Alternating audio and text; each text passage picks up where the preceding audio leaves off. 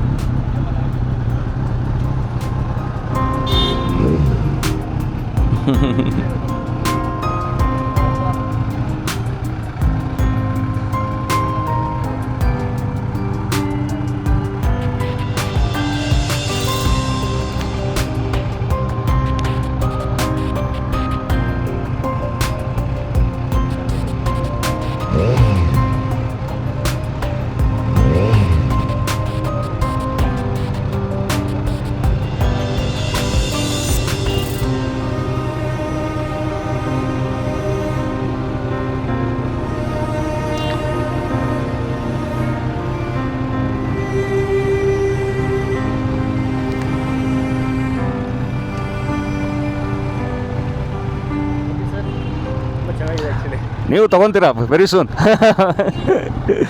Okay, thank you.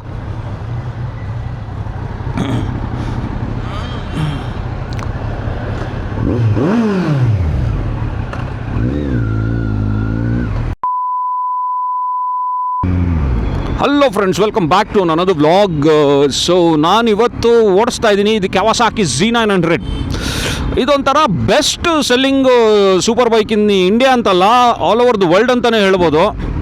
ಒಂಥರ naked super ಸ್ಪೋರ್ಟಲ್ಲಿ ಇದೊಂಥರ king ಗುರು. ಯಾಕಂದರೆ ಇದೊಂಥರ ಬ್ಯಾಂಕ್ ಫಾರ್ ಬೈಕ್ ಥರ. ಕವಾಸಾಕಿ ಅವ್ರಿಗೆ ಒಂಥರ ಗೇಮ್ ಚೇಂಜಿಂಗ್ ಗಾಡಿಗಳು ಇದರಲ್ಲಿ. ಸೂಪರ್ ಬೈಕ್ಸ್ ಅಂತ ತೊಗೊಂಡ್ರೆ ನಮ್ಮ ಇಂಡಿಯಾದಲ್ಲಿ ಆ್ಯಕ್ಚುಲಿ ಕವಾಸಾಕಿದು ಇರೋ ಥರ ಸ್ಟ್ಯಾಂಡು ಯಾವ ಕಂಪ್ನಿಗಳದ್ದು ಇಲ್ಲ. ಫಸ್ಟ್ ಸೂಪರ್ ಬೈಕ್ ತೊಗೊಬೇಕಾ, ಫಸ್ಟ್ ZX10R ಇಲ್ಲ Z900 ಅದನ್ನೇ ಹುಡ್ಕೋದು ಜನ. ಸೊ ಫ್ರೆಂಡ್ಸ್, ಈ ಗಾಡಿ ಬಗ್ಗೆ ಹೇಳ್ಬೇಕಂತ ಅಂದರೆ ಈ ಗಾಡೀಲಿರೋದು 948cc ZX10Rದು ಡಿಟ್ಯೂನ್ಡ್ ಇಂಜಿನ್ ಇರೋದು ಇದರಲ್ಲಿ. ಸೊ ಇದು ಬಂದುಬಿಟ್ಟು 125 bhp ಪವರ್ ಪ್ರೊಡ್ಯೂಸ್ ಮಾಡುತ್ತೆ and also 98 Nm of torque ಬರುತ್ತೆ ನಿಮಗೆ. So 98 Nm of torque is very much insane, especially ನಮ್ಮ ಇಂಡಿಯನ್ ರೋಡ್ಸ್ಗಂತೂ ಭಯಂಕರ ಆಗೋಯ್ತು. ಏನಂದ್ರೆ ಗುರು, ನನ್ನ ಮಗಂತಿದು ಗಾಡಿ ಎಷ್ಟು ಸ್ಮೂತ್ ಆಗೈತೆ ಗೊತ್ತಾ. ಇದು ಬೆಣ್ಣೆ ಥರ ಇದು ಗುರು ಸ್ಮೂತು. ಇದರಷ್ಟು ಸ್ಮೂತೆಸ್ಟ್ ಇಂಜಿನ್ ನಾನು ಯಾವುದು ನೋಡೋಕ್ಕೆ ಸಾಧ್ಯನೇ ಇಲ್ಲ. ಡುಕಾಟಿ ಎಲ್ಲ ಓಡಿಸಿದ್ದೀನಿ ನಾನು, ಡುಕಾಟಿ ಹಯಾಬುಸ ಎಲ್ಲ ಓಡಿಸಿದ್ದೀನಿ. ಬಟ್ ಅದಂತಲ್ಲ ಸ್ವಲ್ಪ ರಿಫೈನ್ಮೆಂಟ್ ಕಡಿಮೆ ಅನಿಸುತ್ತೆ. ಇದಂತೂ ಭಯಂಕರ ಗುರು. ಏನು ಗಾಡಿ ಗುರು ಇದು. ಕವಾಸಾಕಿನ ಬಿಡು, ಜಪಾನ್ ಗಾಡಿಗಳಲ್ವಾ. ಸೊ ಎಲ್ಲ ಬಿಟ್ಟು ನಾನು ಈ ಗಾಡಿ ಅಂತಕ್ಕೆ ಚೂಸ್ ಮಾಡಿದೆ ಅಂತಂದರೆ ಅದಕ್ಕೆ ರೀಸನ್ ಇದೆ. ಸೊ ನಾನು ಬೈಕ್ ತೊಗೊಳಕ್ಕೆ ಹೋದಾಗ ನನಗೆ 3-4 ಆಪ್ಷನ್ಸ್ ಇತ್ತು. ಒಂದು ಯಮಾದಲ್ಲಿ MT-09 ನೋಡಿದ್ದೆ. ಸೊ ಅದು ಬಿಟ್ಟರೆ ಡುಕಾಟಿಲಿ ಮಾನ್ಸ್ಟರ್ ನೋಡಿದ್ದೆ.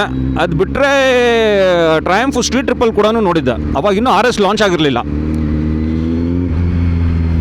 ಸೊ ಎಲ್ಲ ಓಡಿಸ್ದೆ ಗುರು. ಬಟ್ ಈ ಗಾಡಿ ಏನೋ ಒಂಥರ ಲುಕ್ಕು ಫೀಲು ಒಂಥರ ಭಯಂಕರ ಇಂಟಿಮಿಡೇಟಿಂಗ್ ಅನಿಸ್ಬಿಡ್ತು ನನಗೆ.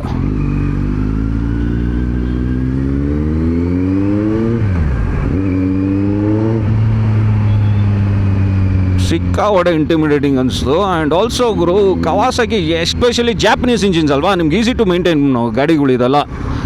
ಏನು ತಲೆನೋವಿರಲ್ಲ, ಏನಿರಲ್ಲ.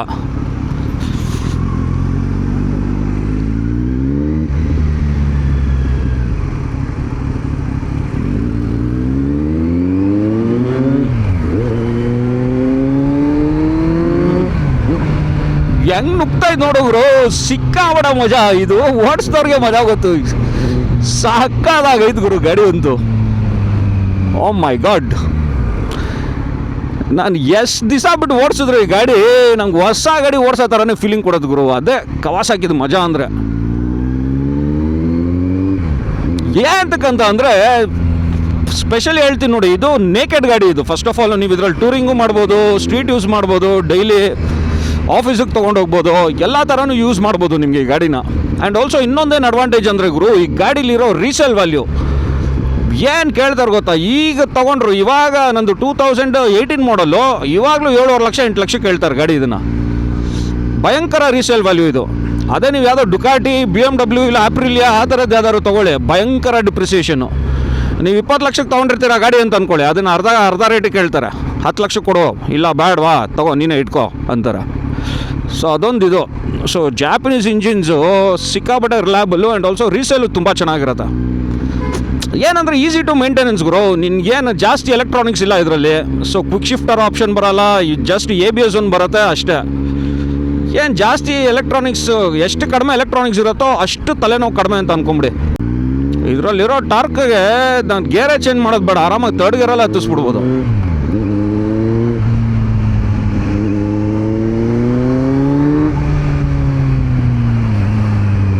ಸಖತ್ತಾಗಿದೆ ಗುರು. ಬಟ್ ಏನಂತಂದರೆ ಇದಕ್ಕೆ ಮೇಂಟೆನೆನ್ಸು ನಾರ್ಮಲ್ ಮೇಂಟೆನೆನ್ಸ್ ಮಾಡಿದ್ರೆ ಸಾಕು. ಮಾಮೂಲಿ ನೀವು ಟೈಮ್ಗೆ engine oil filter, air filter change ಮಾಡ್ಕೊಂಡ್ರೆ ಸಾಕು. ನಾನು ಇದಕ್ಕೆ BMC ಹಾಕಿದ್ದೀನಿ.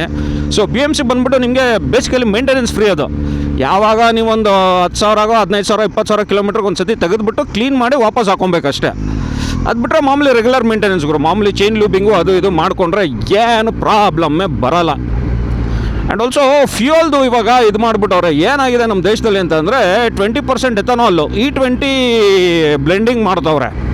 ಸೊ ಆ ಥರ ಮಾಡೋದ್ರಿಂದ ಏನಾಗುತ್ತೆ ಅಂತಂದರೆ ಗಾಡಿಗಳ್ದು ಇಂಜಿನ್ಸು ಟ್ಯಾಂಕು ಎಲ್ಲ ಸ್ವಲ್ಪ ತುಕ್ಕಿಡಿಯೋಕ್ಕೆ ಸ್ಟಾರ್ಟ್ ಆಗ್ಬಿಡುತ್ತೆ. ನೀವು ಜಾಸ್ತಿ ದಿವಸ ನಿಲ್ಲಿಸ್ಬಾರ್ದು. ನೀವು ಗಾಡಿ ರನ್ನಿಂಗ್ ಇದ್ದರೆ ಓಕೆ, ಏನಾಗಲ್ಲ. ಸೊ ಆದಷ್ಟು ಇದಕ್ಕೆ XP 100 ಹಾಕಬೇಕು. XP 100 ಇಲ್ಲ XP 95 ಇಲ್ಲ XP 97 ಆ ಥರ ಹುಡುಕಬೇಕು ಪವರ್ ಪೆಟ್ರೋಲ್ಸ್ ಅದು. ಸೊ ನಾನು V-ಪವರಲ್ಲಿ ಮೇಂಟೈನ್ ಮಾಡ್ತಾಯಿದ್ದೆ. ಈಗ V-ಪವರ್ ಅವರು ಆ್ಯಕ್ಚುಲಿ 20% ಎಥನಾಲ್ ಬ್ಲೆಂಡಿಂಗ್ ಮಾಡಿಬಿಟ್ಟವ್ರೆ ಮ್ಯಾಂಡೇಟ್ರಿ. ಏನು ಮಾಡೋಕ್ಕಾಗಲ್ಲ.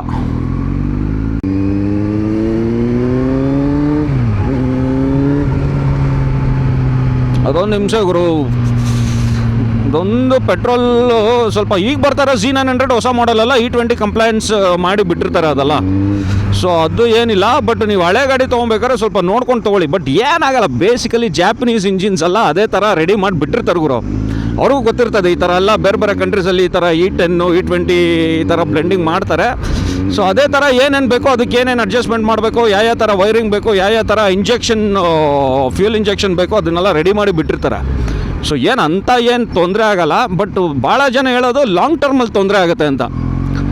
ಸೊ ಲಾಂಗ್ ಟರ್ಮಲ್ಲಿ ನಿಮಗೆ ಬೇಸಿಕಲಿ ನಾಕಿಂಗ್ ಸೌಂಡ್ ಬರುತ್ತೆ, ಅದು ಇದು ಅಂತ ಅಂತಾರೆ. ಬಟ್ ನಾನು ಇದುವರೆಗೂ ಏನು ನನಗೆ ಎಕ್ಸ್ಪೀರಿಯೆನ್ಸ್ ಆಗಿಲ್ಲ ನನಗದು.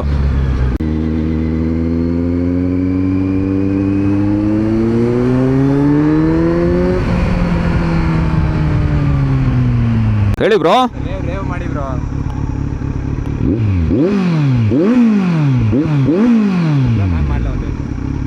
ಮಾಡಿ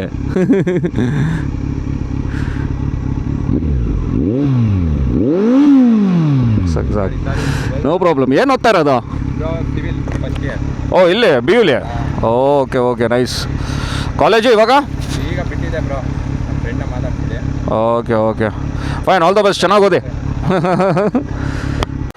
ಇಷ್ಟೊತ್ತು ಕೂತ್ಕೊಂಡು ಮಾಡಿದೆ, ರೆಕಾರ್ಡ್ ಆಗಿಲ್ಲ. ಸೊ ನೋಡ್ಬೋದು, ಇದು ನಂದು 2018 ಮಾಡಲ್ಲು ಕವಾಸಾಕಿ Z900. ಸೊ ಇದರಲ್ಲಿ ಸ್ವಲ್ಪ ಮಾಡ್ಸ್ ಮಾಡಿದ್ದೀನಿ ನಾನು. ಸೊ ಒಂದು ಬಂದುಬಿಟ್ಟು ಫ್ರೇಮ್ ಸ್ಲೈಡರು, ಇನ್ನೊಂದು ಬಂದುಬಿಟ್ಟು ಇದರಲ್ಲಿ ಫೋರ್ಕ್ ಸಿಲ್ ಪ್ರೊಟೆಕ್ಟರ್ಸ್ ಅಂತ ಬರುತ್ತೆ, ಇದನ್ನು ಹಾಕ್ಸಿದ್ದೀನಿ. ಇದೇನಾಗುತ್ತೆ ಅಂತ ಅಂದರೆ ಈಗ ಲೈಟಾಗಿ ಗ್ರ್ಯಾವಲ್ಲು, ಮಣ್ಣು ಗಿಣ್ಣು, ಕಲ್ಲು ಗಿಲ್ಲು ಅದೆಲ್ಲ ಹೊಡೆಯೋದ್ರಿಂದ ಇದು ಸ್ವಲ್ಪ ಅವಾಯ್ಡ್ ಆಗುತ್ತೆ ನಿಮಗೆ ಇದಿರೋದ್ರಿಂದ. ಸೊ ತುಂಬ ಪ್ರೊಟೆಕ್ಷನ್ ಇದು. ಯಾಕಂದರೆ ನಿಮಗೆ ಅದು ಫೋರ್ಕ್ ಸಿಲ್ ಹೊಟ್ಟೋಯ್ತು ಅಂತ ಅಂದರೆ ಏನಿಲ್ಲ ಅಂತ ಅಂದರೂ ₹1,000 ಖರ್ಚಾಗುತ್ತೆ ಗುರು. ಸೊ ಅದರಿಂದ ಇದು ನನಗೆ ಆಲ್ಮೋಸ್ಟ್ ಏನೊಂದು 550ಗೋ 600ಗೋ ಸಿಕ್ತಿದ್ದು. ಇದು ಹಾಕ್ಸ್ಕೊಂಡಿದ್ದೀನಿ, ಚೆನ್ನಾಗಿದೆ, ಏನಾಗ್ತಾಯಿಲ್ಲ. ಸೊ ಅದು ಬಿಟ್ಟರೆ ಆರೆಂಜಿದು ಇಲ್ಲಿ ನೋಡ್ಬೋದು ನೀವು, ಟೇಲ್ ಟೈಡಿ ಹಾಕ್ಸಿದ್ದೀನಿ ಆರೆಂಜಿದು. ಹೆಂಗಿದೆ ನೋಡ್ಬೋದು ನೀವು. ಇದು ಹೊಸ ಮಾಡಲ್ದು ಇಂಡಿಕೇಟರ್ಸ್ ಹಾಕಿದ್ದೀನಿ. ಬಟ್ ಮೇಯ್ನ್ ಮಾಡ್ ಬಂದಿರೋದು ಗುರು ಎಕ್ಸಾಸ್ಟ್ ಸ್ಕಾರ್ಪಿಯನ್ದು ಡಿಕ್ಯಾಟ್ ಸಿಸ್ಟಮ್ ಮಾಡಿಸಿರೋದು ನಾನು. ಸೊ ಏನಂತಂದರೆ ಇದರಲ್ಲಿ ಬ್ರೆಡ್ ಬಾಕ್ಸ್ ಡಿಲೀಟ್ ಆಗುತ್ತೆ. ಸೊ ಕ್ಯಾಟ್ಲಿಕ್ ಕನ್ವರ್ಟ್ರು ಅದರಲ್ಲೆಲ್ಲ ಇದೆ, ಆ್ಯಕ್ಚುಲಿ ಹೆಡರ್ಸಲ್ಲಿದೆ. ಬಟ್ ಬ್ರೆಡ್ ಬಾಕ್ಸ್ ಮಾತ್ರ ಡಿಲೀಟ್ ಆಗಿ ಲಿಂಕ್ ಪೈಪಿಂದ ಡೈರೆಕ್ಟಾಗಿ ಕನೆಕ್ಟ್ ಮಾಡಿದ್ದೀನಿ. ಸೌಂಡ್ ಅಂತೂ ಆಸಮ್ ಆಗಿದೆ. ಸೊ ಫ್ರಂಟ್ ನೋಡ್ಬೋದು, ಅಪ್ಸೈಡ್ ಡೌನ್ ಫೋರ್ಕ್ಸ್ ಬರುತ್ತೆ. ಇದು 41 mm ಕೊಟ್ಟಿದ್ದಾನೆ. ಇದು adjustable, both compression and rebound ಎರಡು ಅಡ್ಜಸ್ಟ್ ಆಗುತ್ತೆ. ಸೊ ಹಿಂದ್ಗಡೆ ಬಂದುಬಿಟ್ಟು ಹಾರಿಜಾಂಟಲ್ ಲಿಂಕ್ ಸಸ್ಪೆನ್ಷನ್ ಕೊಟ್ಟಿದ್ದಾನೆ. ಸೊ ಇದು ಬೋತ್ ಅಡ್ಜಸ್ಟಬಲ್. ಸೊ ಟ್ಯಾಂಕ್ ನೋಡ್ಬೋದು ನೀವು, 95+ ಅಬವ್ ರೇಟ್ ಆಫ್ ಆಕ್ಟೇನೇ ಹಾಕಬೇಕು ನೀವು. ಸೊ E10 ಕಂಪ್ಲೈಂಟ್ ಇದೆ ನೋಡಿ. Up to 10% ethanol blend support ಆಗುತ್ತೆ. ಬಟ್ ಇವಾಗೆಲ್ಲ ನಮ್ಮ ದೇಶದಲ್ಲಿ ಸಿಗ್ತಾ ಇರೋದಲ್ಲ E20 ಬ್ಲೆಂಡು. ಸಿಕ್ಕಾಪಟ್ಟೆ ತಲೆನೋವು. ಸೊ ಟಯರ್ ನೋಡ್ಬೋದು ನೀವು. ಟಯರ್ ಬಂದುಬಿಟ್ಟು ಹಿಂದ್ಗಡೆ ಆ್ಯಕ್ಚುಲಿ ಸ್ಟಾಕಲ್ಲಿ ಬರೋದು ನಿಮಗೆ 180 ಸೆಕ್ಷನ್ ಬರುತ್ತೆ. ನಾನು 190 ಸೆಕ್ಷನ್ ಹಾಕಿದ್ದೀನಿ.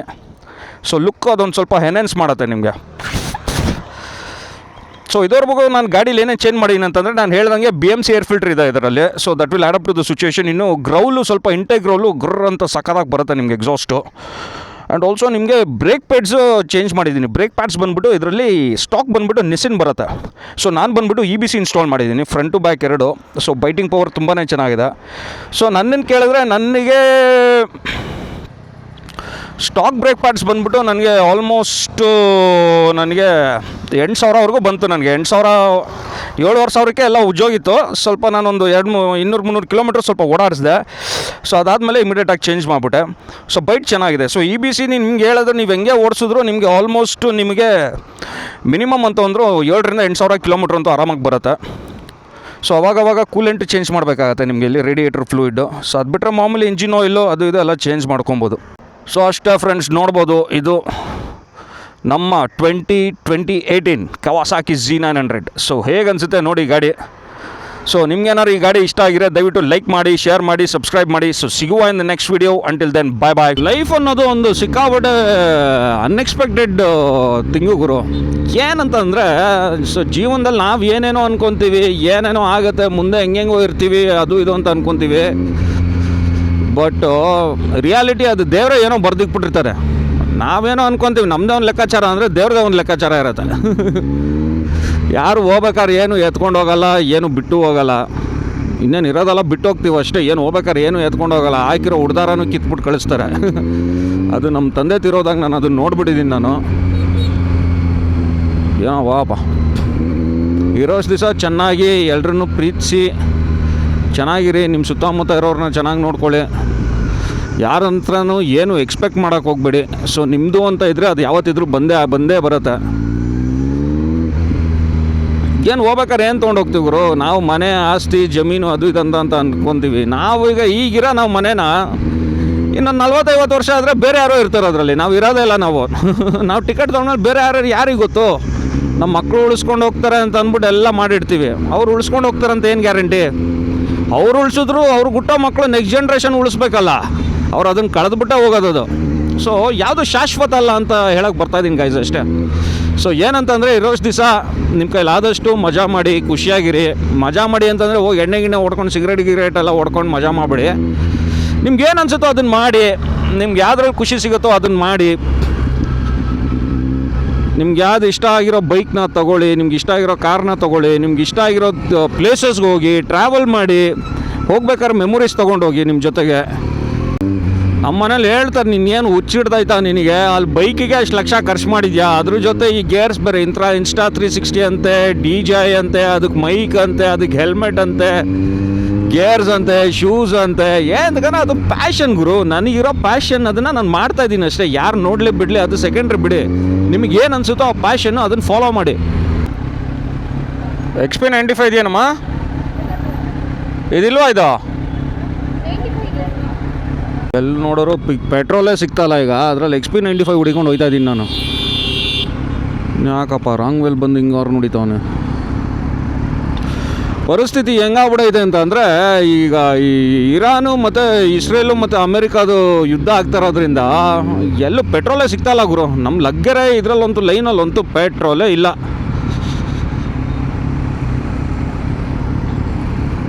ಅದರಲ್ಲಿ ಪೆಟ್ರೋಲ್ಗಳು ರೇಟು ಬೇರೆ, ಪೆಟ್ರೋಲ್ ಡೀಸೆಲ್ ರೇಟ್ಗಳು ಬೇರೆ ಜಾಸ್ತಿ ಮಾಡ್ತವ್ರೆ. ಗ್ಯಾಸ್ದು CNG ಎಲ್ಲ ಏರ್ಸ್ ಬಿಸಾಕೋರು ಗುರು. ನಾವು ಅದಕ್ಕೆ ಇವಾಗ ಓಡಿಸಿದ್ಮೇಲೆ, ಹೀಗೆ ಗಾಡಿ ಓಡಿಸಿದ್ಮೇಲೆ ಹೋಗಿ ಶೆಡ್ ಮಾಡಿಬಿಡೋದು ಅಷ್ಟೇ. ನೀವು ಇವ್ರದ್ದು ಯುದ್ಧ ಮುಗಿಯೋವರೆಗೂ ನಾವು ಗಾಡಿ ಎತ್ತಂಗಿಲ್ಲ, ಆ ಥರ ಕತೆ.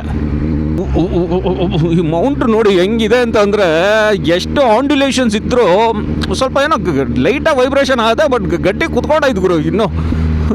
ಅದು ಖುಷಿ ಪಡಬೇಕು. ಅಚ್ಚೇ ದಿನ ಬರ್ತಾಯಿದೆ ಅಂದ್ರೆ ಅದು ಯಾವಾಗ ಅಚ್ಚೇ ದಿನ ಬರ್ತದೋ. ಒಟ್ಟಿನಲ್ಲಿ ಎಲ್ಲ ಬೆಲೆಗಳಂತೂ ಜಾಸ್ತಿ ಅಂತೂ ಆಗ್ತಾಯಿದೆ, ಬಟ್ ಸಂಬಳ ಅಂತೂ ಜಾಸ್ತಿ ಆಗ್ತಾಯಿಲ್ಲ. ಅದೇ ಪ್ರಾಬ್ಲಮ್ಮು. ಈಗ ನೋಡಿ, ಈಗ ಪೆಟ್ರೋಲು ಮತ್ತು ಡೀಸೆಲ್ಲು ಜಾಸ್ತಿ ಆಯಿತು ಅಂದರೆ ಆಟೋಮೆಟಿಕ್ಕಾಗಿ ಬೇರೆ ಕಮಾಡಿಟೀಸ್ ಎಲ್ಲ ಜಾಸ್ತಿ ಆಗೋಗ್ಬಿಡುತ್ತೆ. ನಿಮ್ಗೆ ಏನು ತರಕಾರಿ ಇರ್ಬೋದು, ಬೇರೆ ಐಟಮ್ಸ್ ಇರ್ಬೋದು, ಎಸೆನ್ಷಿಯಲ್ ಕಮಾಡಿಟೀಸ್ ಎಸ್ಪೆಷಲಿ ಎಲ್ಲ ಜಾಸ್ತಿ ಆಗ್ಬಿಡುತ್ತೆ. ಈಗ ಮೆಡಿಕಲ್ ಸಪ್ಲೈಸ್ ಮೇಲೂ ಎಲ್ಲ ಮೆಡಿಸಿನ್ಸ್ಗಳ ಮೇಲೂ ಎಲ್ಲ 15% ಜಾಸ್ತಿ ಮಾಡ್ಬೇಕಂತ ಅಂದ್ಬಿಟ್ಟು ಇದು ಮಾಡ್ತವ್ರು ಗುರು. ಎಲ್ಲ ಅದು ಏನು ಮಾಡುತ್ತೋ ಅದು ಎಲ್ಲಿಗೆ ಹೋಗಿ ನಿಲ್ಲುತ್ತೋ. ಮೋದಿಜಿಯವ್ರು ಬೇರೆ ಹೇಳ್ಬಿಡೋರಂತೆ, ಇನ್ಮೇಲೆ ಚಿನ್ನ ತೊಗೊಳಕ್ಕೆ ಹೋಗ್ಬಿಡಿ, ಪೆಟ್ರೋಲ್ ಡೀಸೆಲ್ ಜಾಸ್ತಿ ಖರ್ಚು ಮಾಡಬೇಡಿ, ಬರೀ ಗೌರ್ಮೆಂಟ್ ಬಸ್ಸಲ್ಲೇ ಓಡಾಡಿ. ಹೆಣ್ಮಕ್ಳು ಗೌರ್ಮೆಂಟ್ ಬಸ್ ಫ್ರೀಯಾಗಿ ಕೊಟ್ಟಿದ್ದಾರಪ್ಪ, ನಮ್ಮ ಗಂಡು ಮಕ್ಳಿಗೆ ಎಲ್ಲಿ ಕೊಟ್ಟಿದ್ದಾರೆ ಫ್ರೀಯಾಗಿ? ಅದೊಂದು. ಆಮೇಲೆ ಈಗ ಅಡುಗೆ ಮಾಡೋ ಎಣ್ಣೆಗೂ ಸಿಕ್ಕಾಪಟ್ಟೆ ಇದಾಗೋ ಥರ ಪ್ರಾಬ್ಲಮ್ ಇದೆ ಅಂತೆ. ಸೊ ಅದಕ್ಕೆ ಅಡುಗೆ ಮಾಡೋ ಎಣ್ಣೆನೂ ಇನ್ನು ಇತಿಮಿತವಾಗಿ ಬಳಸಿ ಅಂತ ಅಂದ್ಬಿಟ್ಟು ನಮ್ಮ ಪ್ರೈಮ್ ಮಿನಿಸ್ಟರ್ ಮೋದಿ ಅವರು ಹೇಳಿದ್ದಾರೆ. ಏನಾಗತ್ತೋ ಬನ್ನಿ ನೋಡೋಣ. ಏನು ಜಾಸ್ತಿ ಮಾಡಿದ್ರೆ ಮಾಡ್ತಾರೆ ಅಷ್ಟೇ ಬಿಡು. ನಾವು ಹಾಕಿಸ್ತೀವಿ, ಓಡಾಡ್ತೀವಿ ಅನ್ನೋರು ಇದ್ದಾರೆ. ಏನು ಮಾಡೋಕ್ಕಾಗಲ್ಲ. ಅದು ಮೇಯ್ನಾಗಿ ತಟ್ಟೋದು ಇದು ಲೋವರ್ ಮಿಡಲ್ ಕ್ಲಾಸ್ಗೂ ತಟ್ಟಲ್ಲ, ಅಪ್ಪರ್ ಮಿಡಲ್ ಕ್ಲಾಸ್ಗೂ ತಟ್ಟಲ್ಲ. ಇದು ತಟ್ಟೋದೇ middle class, proper middle class ಇರ್ತಾರಲ್ಲ ಅವ್ರಿಗೆ ಎಫೆಕ್ಟ್ ಆಗೋದು ಇದು.